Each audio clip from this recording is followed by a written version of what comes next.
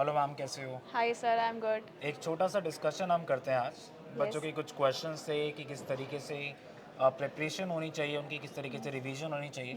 क्या जून का examination target करें, क्या दिसंबर का एग्जामिनेशन टारगेट करें? तो एक छोटा सा वीडियो हम डिस्कशन करते हैं ताकि उन बच्चों को पता लग सके कि एक्चुअली में करना क्या है। जी। देखो, अभी तो जैसे कि सर आपको पता है कि एप्लीकेशन फॉर्म आउट बहुत जल्दी होने वाले हैं और साथ ही साथ बच्चे की प्रिपरेशन भी बहुत अच्छी चल रही होगी। तो अब क्राइटेरिया बनता है कि एक फ्रेशर स्टूडेंट है और एक ऐसा स्टूडेंट है जिन्होंने नेट का एग्ज़ाम ऑलरेडी दिया है, जो जेआरएफ के लिए प्रिपरेशन कर रहा है, और एक एकदम फ्रेशर है जिन्होंने अभी तक अटेम्प्ट दिया ही नहीं है। तो सबकी स्ट्रैटेजी अलग-अलग मेरे हिसाब से डिफरेंट होनी चाहिए। बट जैसे कि अभी एप्लीकेशन फॉर्म आउट होने वाला है, तो 2 महीने के अंदर अगर मैं एक फ्रेशर स्टूडेंट की बात करूँ, तो एक फ्रेशर स्टूडेंट 2 महीने के अंदर it is not possible to cover whole syllabus, क्योंकि यूजीसी नेट का अपने आप में ही बहुत बड़ा सिलेबस है। तो फ्रेशर स्टूडेंट के लिए थोड़ा-सा डिफ़िकल्ट होएगा उस प्रिपरेशन को ट्रैक करना, पूरे 10 यूनिट्स पेपर 1 करना, 10 यूनिट्स पेपर 2 करना, बैलेंसिंग पॉसिबल नहीं आती है। तो फ्रेशर स्टूडेंट जो स्ट्रैटेजी बनाकर चलते हैं, उनकी स्ट्रैटेजी डिफरेंट होती है, जिनका ऑलरेडी नेट क्वालीफाई होता है अच्छा, उनसे। आपको क्या लगता है कि दोनों के माइंडसेट में क्या फ़र्क रहता होगा? क्योंकि एक ऐसा बच्चा है जो काफ़ी टाइम से प्रिपरेशन करता आ रहा है और एक ऐसा बच्चा है जो अभी शायद देख रहा होगा सिलेबस कि यार ये सिलेबस है यूजीसी नेट का। तो दोनों की स्ट्रैटेजी में क्या फ़र्क रहना सर, चाहिए? दोनों के माइंडसेट तो डिफरेंट होते हैं, क्योंकि एक फ्रेशर स्टूडेंट है जो एकदम बेसिक से शुरू कर रहा है। उनको इतना आइडिया नहीं है कि किस तरीके से क्वेश्चंस लगाने हैं, मैराथन्स के जो हम ऑनलाइन रिसोर्सेज यूज़ करते हैं कैसे यूज़ करना है उनको, क्लासेस को कैसे अटेम्प्ट करना है, या फिर जो मॉक टेस्ट है, प्रीवियस ईयर क्वेश्चंस है, उनको एक स्ट्रक्चर नहीं मिल पाता कि क्वेश्चन अभी कैसे सॉल्व करें। वहीं पर अगर मैं उन स्टूडेंट की बात करूँ जिनका नेट क्वालिफाई है, जो जेआरएफ के लिए प्रिपरेशन कर रहे हैं, या फिर जो मल्टीपल अटेम्प्ट्स दे चुके हैं, उनको आइडिया होता है कि किस तरीके से क्वेश्चंस लगाने हैं, मॉक टेस्ट कैसे लगाने हैं, क्वेश्चन की इन डेप्थ नॉलेज कैसी होनी चाहिए, क्योंकि सिलेबस भी आपको पता है कि थोड़ा बहुत अब नए-नए टॉपिक्स आने लगे हैं, ट्रेंड जो है एनटीए का बदल गया है, तो नए टॉपिक्स आ गए हैं, तो क्वेश्चंस की जो पैटर्न है वो भी चेंज हो गया है। पहले के समय में जो क्वेश्चंस आते थे, आज वैसे वाले क्वेश्चंस अच्छा नहीं मैडम, है। कुछ बच्चे एनटीए को निकम्मी टेस्टिंग एजेंसी भी बोलते हैं। हाँ सर, बिल्कुल, तो क्योंकि आपको शायद पता ही है कि जो अभी लास्ट टाइम एग्ज़ाम जो लीक हो गया था, फिर दोबारा से वो साइकिल कंडक्ट कराया गया। पहले ऑफलाइन एग्ज़ाम हुआ, फिर ऑनलाइन एग्ज़ाम हुआ, तो पूरा जो करेक्ट। साइकिल डिस्टर्ब हुआ, तो उसलिए इसके लिए एनटीए को थोड़ा-सा बोला गया स्टूडेंट्स काफ़ी से। काफ़ी बच्चों के द्वारा बोला भी जा रहा है। एक व्यक्ति हैं हमारे यूजीसी के चेयरमैन, और वो शायद उनको सुर्खियों में रहने की बहुत आदत है। जी। उनको शायद मीडिया पर्सन भी आजकल बोला जा रहा है कि उनको पता है कि किस तरीके से मुझे मीडिया के अंदर रहना है, जी। और उस तरीके से शायद वो बयानबाजी भी करते रहते हैं। हालाँकि मैं अगर बात करूँ कि ऐसे बच्चे की, तो शायद पहली बार डिसाइड कर रहा हो कि मुझे क्या करना चाहिए, क्या नहीं करना चाहिए। कई बारी वो बच्चा कंटेंट देख के या वीडियोज़ देख के ऑनलाइन भी खो जाता है कंटेंट के अंदर कि मुझे क्या पढ़ना चाहिए, बिल्कुल। क्या नहीं पढ़ना चाहिए। और शायद उसी के लिए मैडम या ये टेक्स्ट बुक जो ऑर्गेनाइजेशन आपको वो हेल्प करती है बिल्कुल। कि स्ट्रक्चर्ड वे में आप कैसे पढ़ सकते हैं, आप नोट्स के थ्रू कैसे पढ़ सकते हैं, आपको क्या एक्चुअली में टारगेट करना चाहिए। वही, मैडम, क्योंकि सर जो फ्रेशर स्टूडेंट है उनको एक सिस्टम नहीं मिल पाता, एक पैटर्न नहीं मिल पाता। वहीं पर जो एक ऑलरेडी नेट क्वालिफाइड स्टूडेंट है जिन्होंने मल्टीपल अटेम्प्ट्स दिए हैं, उनका रिवीजन, मतलब उनको सिर्फ एक रिवीजन की ज़रूरत होती है। उनका पूरा सिलेबस ही कंप्लीट होता है, तभी वो एग्जाम के लिए बैठते हैं। तो डिफरेंस होता है दोनों के माइंडसेट में, एक फ्रेशर स्टूडेंट है या फिर कोई जिन्होंने मल्टीपल अटेम्प्ट्स दिए दे रखे हैं। चल अच्छा मैम, टारगेट की अगर हम बात करें हम्म, तो फ्रेशर और हमने माइंडसेट की बात कर ली कि बिल्कुल। एक नए बच्चे में क्या माइंडसेट होगा, एक पुराने वाले बच्चे में क्या माइंडसेट होगा। टारगेट क्या दोनों के अलग अलग होने चाहिए? यस सर, बिल्कुल। अगर मैं फ्रेशर स्टूडेंट की बात करूँ, तो जैसे कि अभी ऑन एन एवरेज 2 महीना बचा है नेट के एग्जामिनेशन में, क्योंकि जून वाला साइकिल तो टाइमली कंडक्ट होने वाला है। तो जो फ्रेशर स्टूडेंट है उनके लिए पॉसिबल है ही नहीं कि वो अपना पूरा सिलेबस को कवर अप कर पाएँ।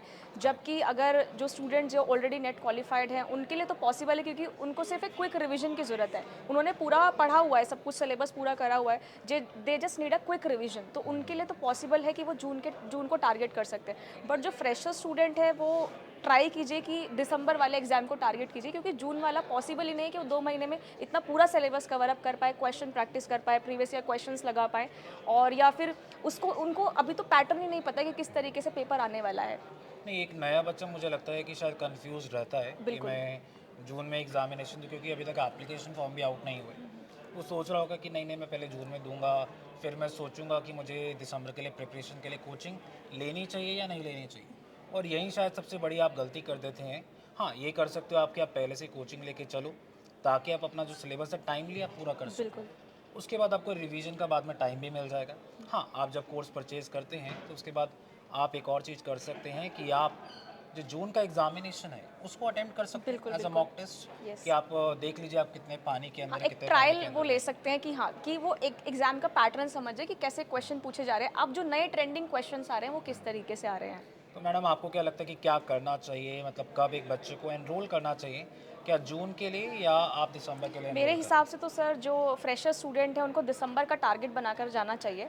हालाँकि जून का पेपर भी देना है क्योंकि वो एक पैटर्न को समझ पाएँगे, जो नए क्वेश्चन, जो नए कंसेप्ट पूछता है आजकल एनटीए, उस पैटर्न को समझ पाएँगे। बट उनका जो टारगेट होना चाहिए वो नहीं कि शॉर्ट टर्म बनाकर चले कि हमें बस जून का ही एग्ज़ाम देना और जून में हो गया तो ठीक है, नहीं तो फिर छोड़ो नेट।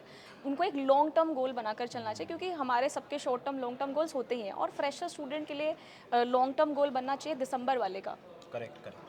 मैडम रिवीजन स्ट्रैटेजी क्या रहना चाहिए एक बच्चे के लिए, क्योंकि देखा गया है कि पढ़ तो लेते हैं एंड तक, लेकिन जब एक्चुअली में एग्ज़ाम देने की बारी आती है तो वहाँ पर बच्चे बोलते हैं कि मैडम हमसे तो याद ही नहीं किया, ज़रा हम भूल रहे हैं कि कैसे क्वेश्चन अटेम्प्ट करने कैसे नहीं करना, उसके सर लिए क्या स्ट्रैटेजी रहना रिवीजन चाहिए? स्ट्रैटेजी के लिए तो जितना आप रिवाइज करोगे उतना ज़्यादा बेटर रहेगा। काफ़ी बार क्या होता है कि स्टूडेंट ना सिर्फ सिलेबस ही कंप्लीट करते रहते हैं, उनको लगता है कि हमने सिलेबस कंप्लीट कर लिया तो हमारा नेट क्वालिफाई हो जाएगा, बट ऐसे नहीं होता है। आपको एक रिवीजन की ज़रूरत पड़ती है क्योंकि जब तक हम रिवीजन नहीं करेंगे तब तक हम क्वेश्चन को टैकल आउट नहीं कर पाएंगे कि क्वेश्चन में पूछा क्या जा रहा है। तो रिवीजन स्ट्रैटेजी के लिए तो सबसे पहले, अब बहुत सारे स्टूडेंट ना नोट्स बनाना सर पसंद नहीं करते हैं कि हमें नोट्स नहीं बनाने हैं, तो पहले तो रिवीजन के लिए आपको नोट्स बनाने पड़ेंगे। अब नोट्स में ऐसा भी नहीं कि डेफिनेशन ही लिख दी, क्योंकि डेफिनेशन तो ऑलरेडी हम पीडीएफ्स या फिर जो आपको मल्टीपल सोर्सेज में मिल जाएंगी। वन लाइनर्स लिखो या फिर जो डायग्राम है और जो आपके छोटे छोटे नोट्स आते हैं उसके हिसाब से एक सिस्टमैटिक नोट्स बनाने चाहिए स्टूडेंट को रिवीजन के लिए, अभी फ्लो अभी चार्ट्स, डायग्राम्स। चेयरमैन जी के द्वारा भी एक स्पेसिंग इफेक्ट के बारे में बच्चों को बताया यस गया। यस। बच्चों ने स्पेसिंग शायद वीडियो इफेक्ट। भी देखा होगा यस।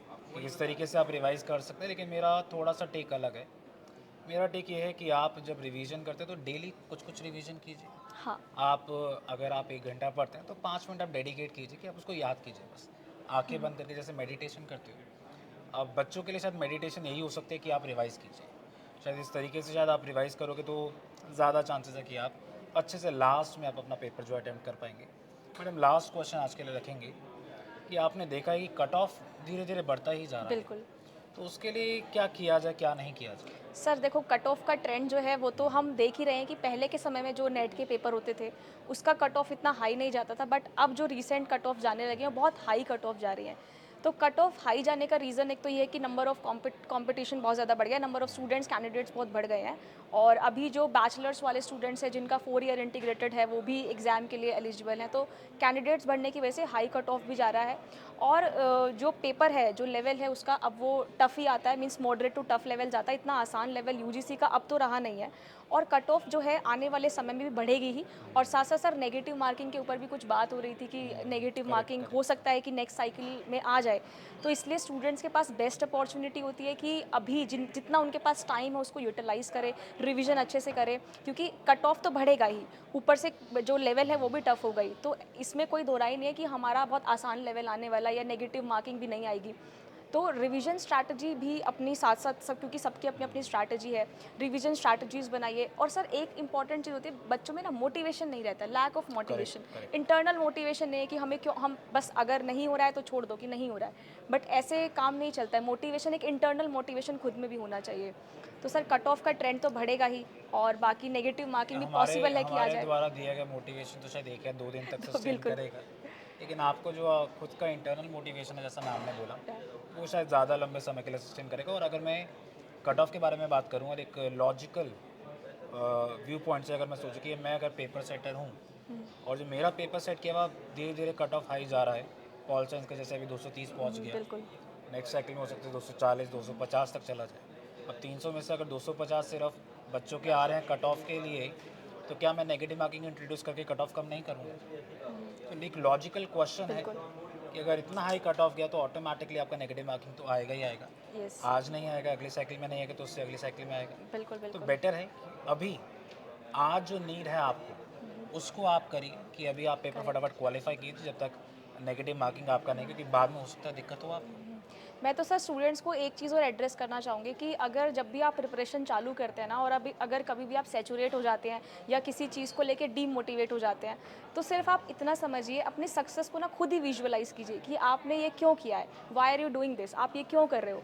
तो इससे ना आपको खुद में ही मोटिवेशन आना शुरू हो जाएगा। साथ साथ हम ना अपने आप को रिवार्ड्स नहीं देते हैं। जैसे हम सोचते हैं कि अब जैसे अगर हम फर्स्ट आते हैं तो हमें स्कूल टाइम से रिवार्ड मिलता है फर्स्ट सेकंड थर्ड पोजीशन को, तो हम खुद को ही रिवार्ड देना पसंद करेंगे। जैसे मान लो अगर अपनी बात करूँ सर, कि जब मैं प्रिपरेशन करती थी यूजीसी नेट की, तो अगर मैं मॉक टेस्ट लगा रही हूँ तो फॉर एग्जांपल 100 में से मेरे 90 करेक्ट है, तो मैं एक दिन क्या कोई डिश इन्जॉय कर रही हूँ या कोई मूवी इन्जॉय कर ली, तो मैं खुद को ही रिवार्ड देती थी। That is just for the internal motivation. तो स्टूडेंट्स में इसकी बहुत कमी रहती है। एक सेंस ऑफ सेटिस्फैक्शन आपको होना चाहिए, Yes. तब जाके शायद आप अपने आप को एडमायर करोगे कि आपने कुछ अचीव किया है, तब जाके वो धीरे धीरे कंबाइंड होकर आपको उसके पेपर पे क्वालिफाई हो जाए। यस। तो ऐसा नहीं है कि जो फ्रेशर स्टूडेंट है वो भी नेट को क्वालिफाई नहीं कर सकते, कर सकते हैं, ऑब्वियसली सभी लोग कर सकते हैं। ऐसी तो कोई चीज़ है ही नहीं जो इम्पॉसिबल है। जेआरएफ भी क्रैक हो सकता है, नेट भी क्रैक हो सकता है। सिर्फ आपको एक ज़रूरत है कंसिस्टेंसी मेंटेन करने की, एक डिसिप्लिन में रहने का, और जितने भी क्लासेस हम लोग साथ में पढ़ते हैं, डेली क्लासेस से कनेक्ट करने का। अगर आप क्लासेस भी नहीं कर रहे हो तो जो आपका एक सिस्टमैटिक पैटर्न चल रहा है कि आपको पेपर 1 पेपर 2 दोनों को एग्जैक्टली बैलेंस करना है। ऐसा भी नहीं कि आप दोनों को एक ज़्यादा पढ़ रहे हो, एक कम पढ़ रहे हो। आपको दोनों पेपर को बैलेंस करने की ज़रूरत है। चलिए मैडम, छोटा सा वीडियो हमारे लिए था, बच्चों हाँ। के लिए था, और इस वीडियो को यहीं पर ही एंड करेंगे। होपफुली आप सभी लोग समझ गए होंगे किस तरीके से आपको जून देना चाहिए या दिसंबर देना चाहिए। जो भी देना उस हिसाब से आप अपना कोर्स जो है परचेज़ कर सकते हैं टेक्स्ट बुक की वेबसाइट पे जाके। इस वीडियो के नीचे आपको डिस्क्रिप्शन बॉक्स के अंदर लिंक भी मिल जाएगा, गेट दी ऑफर वाला। वहाँ पर अगर आप जाएंगे, वहाँ पर अगर अपने फैकल्टी कूपन कोड अगर आप यूज़ करते हैं तो आप अच्छा प्राइस भी ले पाएंगे। छोटी and see at the video, and wish you best of luck, और प्रिपरेशन करते रहिए और हमारे टेक्स्ट बुक सुपर कोचिंग के साथ जुड़े रहिए। सभी को बेस्ट ऑफ लक।